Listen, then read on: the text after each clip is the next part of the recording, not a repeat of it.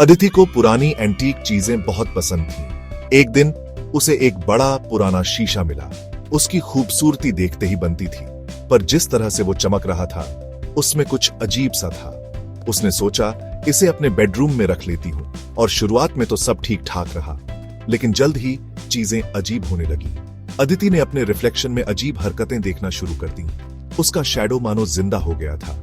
कभी वो मुस्कुराता जब अदिति सीरियस होती, तो कभी वो हिलता जब अदिति बिल्कुल स्थिर खड़ी होती। एक रात अदिति ने देखा उसका शैडो उसे घूर रहा है। उसकी आंखें बिल्कुल खाली और काली। डर के मारे वो शीशे से दूर रहने लगी, पर उसे हमेशा लगता जैसे शैडो उसे देख रहा है। धीरे धीरे शैडो की हरकतें और भी अजीब होती गईं। वो शीशे से बाहर निकलने की कोशिश करता, और कभी कभी अदिति को उसकी सांसें महसूस होती, ठंडी और भयानक, बिल्कुल अपनी पीठ के पीछे। एक दिन उसने सोचा शीशा तोड़ देती हूँ। जैसे ही उसने हैमर से शीशे पर वार किया, एक तेज चीख कमरे में गूंजी और शीशा टूट गया।